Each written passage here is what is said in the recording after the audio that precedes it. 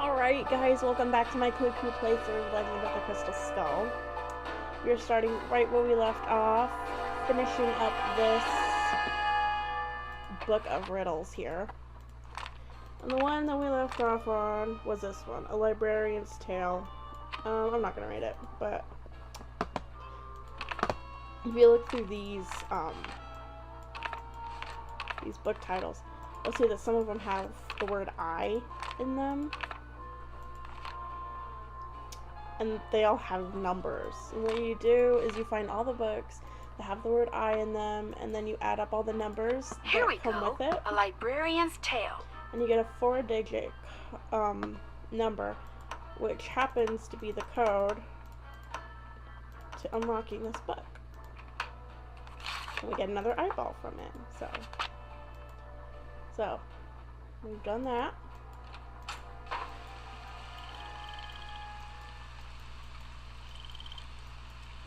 This one is another one from the book.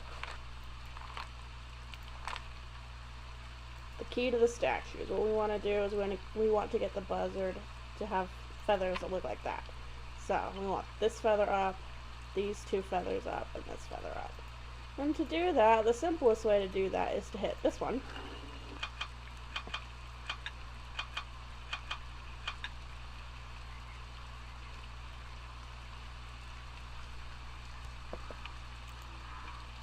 And then we hit this one again.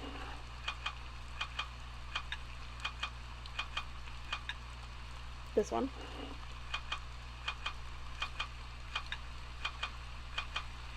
This one again.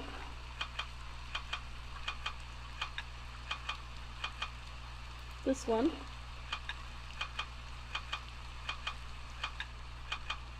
And this one.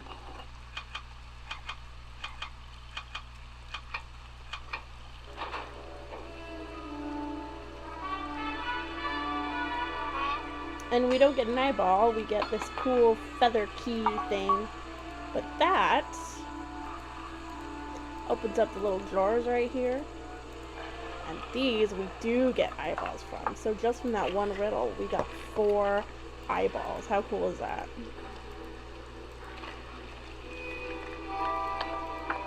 Alright.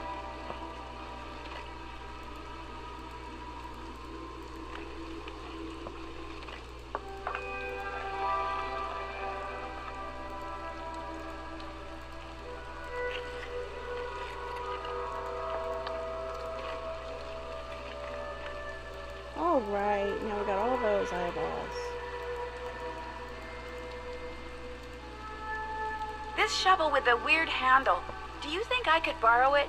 Dr. Bolay took great interest in that shovel. Don't know why. He never used it. Just like to see it hanging there. Me, I use it to dig up roots. I could dig you up some roots. Right now I need mushrooms. I was hoping to get 'em picked tonight, but from the looks of all this potting I still have to do... I'd be happy to pick them for you. Wow, what a generous offer. All right then. I need 5 painted conchs. They're mushrooms that have got a short, fat stem and a large bell-shaped cap covered with big red dots. You might find 1 or 2 here in the garden, but you'll have better luck in the boggy part of the cemetery. You get me 5, no more, no less, and I'll let you borrow that shovel. Deal. You can put 'em in this bag. Alright. How else may I be of service to you? I'll see you later. Fare thee well. Alright, let's go get those. This has got to be a painted conch. Oh, aren't they so appetizing? Alright, while we're here, we'll push those in.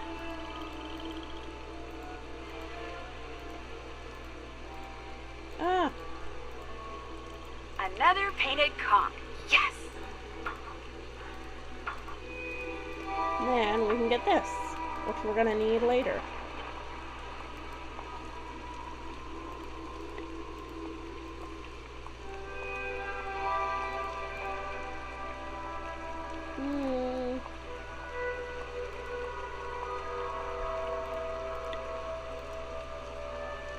Alright, we got 4.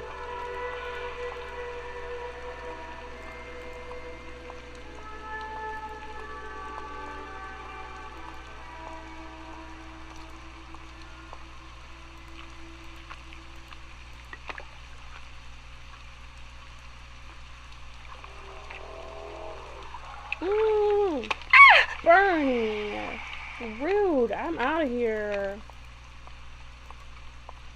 Alright, let's go.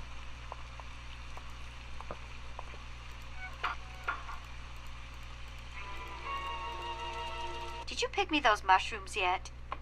Sure did. Well, bless your heart, you did it. Actually, picking the one growing on the log sticking out of the swamp was a little hairy. Oh, my. I forgot to warn you about Bernie, didn't I? If by Bernie you mean the alligator that almost had me for dinner, yeah, you did. He's another one of Dr. Beaulay's pets. He'd kick that log to get Bernie's attention, then feed him marshmallows. Problem is, now that gator leaps up and snaps every time someone so much as touches that log. I should have said something, but I've gotten so used to Bernie, I just plain forgot. Right. Anyway, feel free to help yourself to that shovel. You earned it. Nice talking to you. Come see me anytime. Because that's totally something that happens. You just forget about an alligator.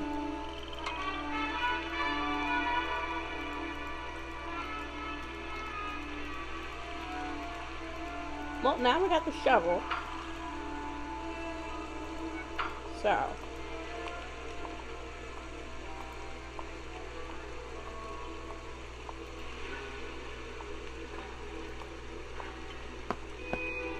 Now we can do this puzzle, finally. So, these are all directions. And what we gotta do is we gotta use those in conjunction with this to maneuver our way through this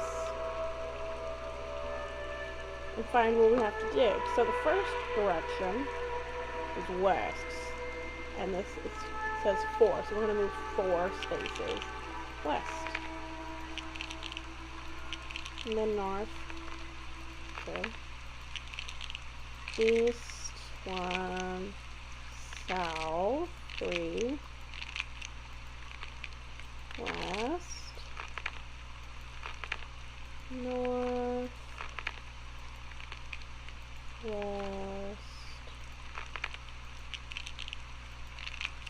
South,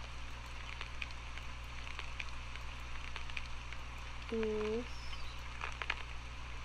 north, east, north, east,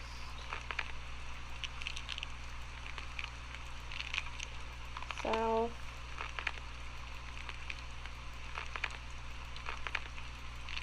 and west.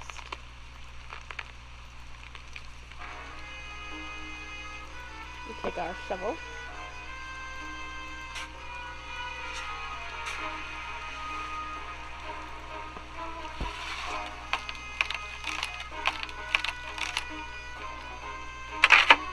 Alright.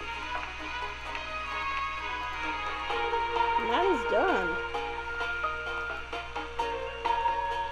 So, we just need 2 more eyeballs.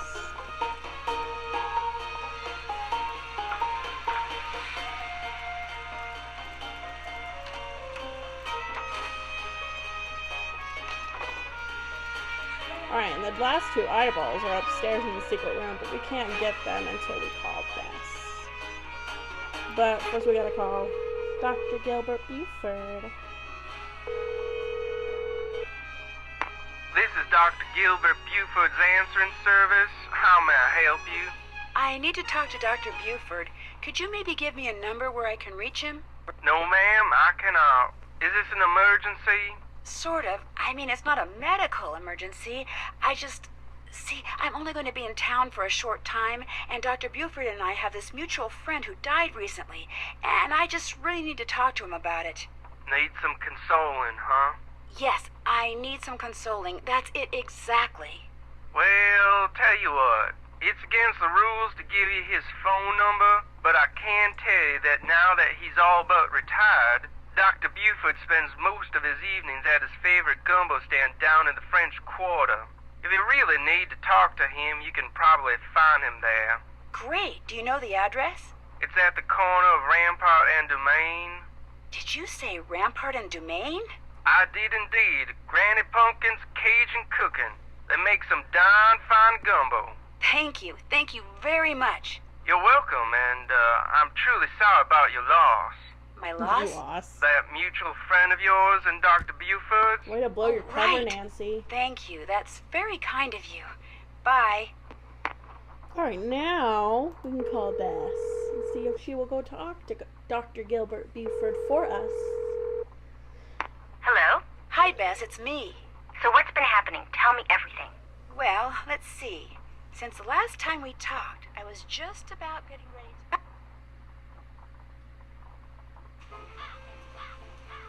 Interesting stuff. But the reason I called is, I need you to talk to this doctor named Gilbert Buford, who, as it turns out, likes to hang out at a gumbo stand called Granny Pumpkin's Cajun Cookin', which should be right across from our hotel. You just want me to talk to him? That's it? Nothing nefarious? No black ops stuff? He was Bruno Bellay's doctor, and apparently his best friend, too. I just need for you to see if he thinks there was anything weird about the way Bruno died. What do you mean by weird? I mean, I kind of think maybe Bruno was murdered. Murdered? By whom? That's what I'm trying to figure out. Everyone's a suspect at this point. Including this Gilbert Buford guy? Well, Great, I'm gonna be chatting up Jack the Ripper. oh, I'm sure the guy's fine, but be subtle, just in case. Well, I can see the Alright. gumbo stand from our balcony. If he's the guy that's sitting down there, I guess he looks harmless. Okay, I'll go talk to him. Thanks, Bess. Let me know what happens. Cheerio! Let's go talk to him. Why, hello, young lady. How kind of you to grace an old man with your lovely presence. Are you Dr. Gilbert Buford? I'm delighted to report that I am indeed. Your answering service said I'd probably find you here. This here is my favorite spot in the whole city. Delicious gumbo, pleasing view, particularly now, I might add. My name's Bess Marvin. I'd like to ask you some questions about Bruno Bollé, if that's okay? I'd prefer subject matter of a happier nature, but I do not want to seem inhospitable, so what is it you want to know? Is it true that Dr. Bollé was your best friend? Well, now, I was certainly his best friend, but I cannot honestly say that he was mine. Fact is, while socializing with my fellow man, particularly with pretty young women such as yourself, has always been a source of pleasure for me, Bruno was just the opposite. Unfortunately, the older he got, the more numerous his idiosyncrasies became, and the less concern about their negative effect upon others he became.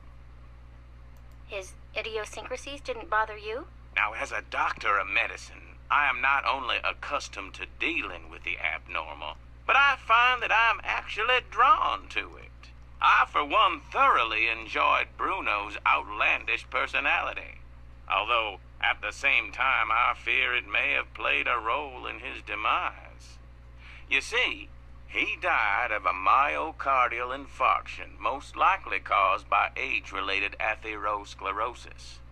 Dying of a heart attack is all too common for people who are socially isolated, and Bruno Bollé had most certainly become that.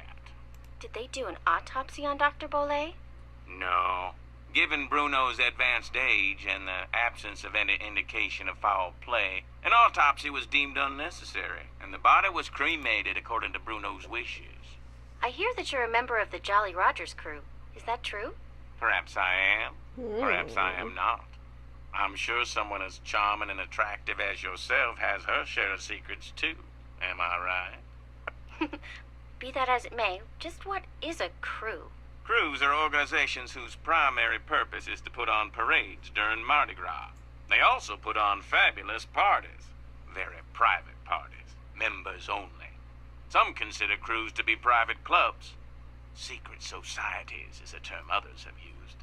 However, back in the 1990s, the city decided not to issue the Jolly Rogers any more parade permits, unless they opened their crew to pretty much anyone who wanted to join.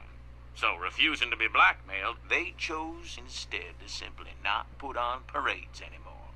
As far as the city is concerned, The Jolly Rogers no longer exist. Was Bruno Bolet a Jolly Roger too? Perhaps. Perhaps not.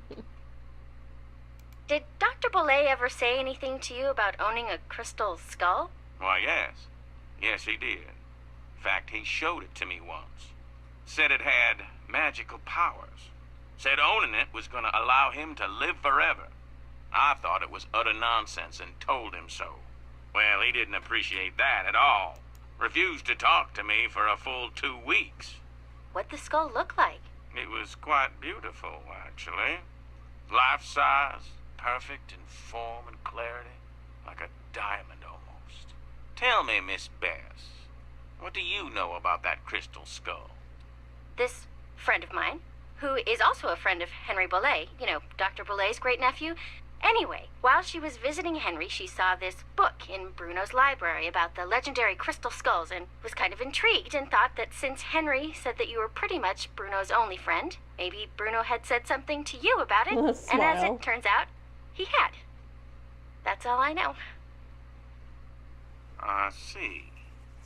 Well, much as I'd like to believe that skull holds the key to immortality, I'm afraid Bruno's passing proves it's worthless. Although it would make an attractive paperweight, as I recall. Tell your friend not to give it another thought. Dr. Bolet's housekeeper says you just happened to walk in just as he was having his heart attack. Is that true? Indeed it is. I hadn't seen him for a while, so I picked that day to pay him a visit.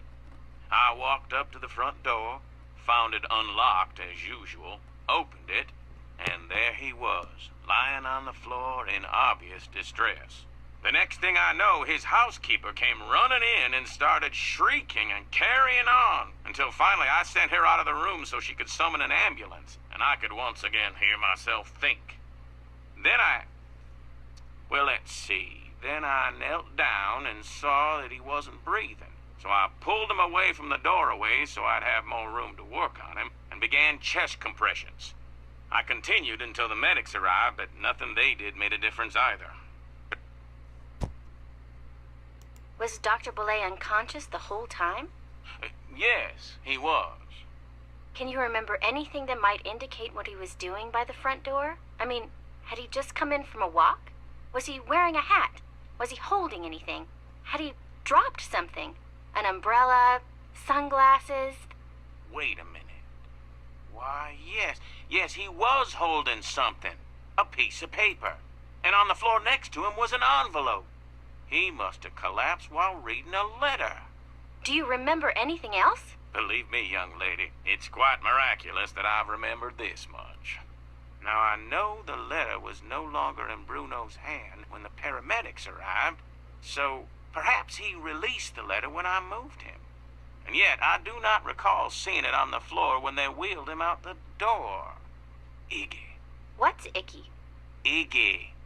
Iggy is an iguana Bruno befriended, then turned loose in his home. It soon developed the annoying habit of stealing paper and stockpiling it in the vent system. Did you see Iggy while you were tending to Bruno that day? No, but then I rarely ever saw Iggy. Moreover, it would not have been the first time a missing document ended up in Iggy's possession. Renee would periodically call me saying the lizard had absconded with one of Bruno's prescriptions and would I please write her up a replacement. In any case, Bruno once told me he was training Iggy. Said he taught Iggy to retrieve the things it had stolen. Do you think it's possible that Renee caused Dr. Bolet's death by, say, hoarding the pills from those missing prescriptions and giving them to him all at once? No. Had he died of an overdose of the medications I had prescribed, the manner of his death would have been quite different. But he died of a heart attack. Of that I am certain. However, I know for a fact that Renee is deeply involved in the practice of hoodoo. And as Bruno's housekeeper, she had ample opportunity to use it against my poor old friend. You mean hoodoo really works? Young lady, never, ever underestimate the power of suggestion. If a person believes in something, even on a subconscious level, fantasy can easily become fact. And who knows what rubbish Renee filled Bruno's mind with? Drink this, don't eat that, This brings good luck, that brings bad, day in and day out. Even if he said he didn't believe a word of it, who knows how much his subconscious was absorbing? He was very old and vulnerable. So could Renee have caused Bruno to have that fatal heart attack? There's not a doubt in my mind she could indeed. I've bugged you enough. Feel free to drop by anytime. Alright, well that is where we're going to end the episode. Thank you guys so much for watching, and I will see you in the next episode. Bye!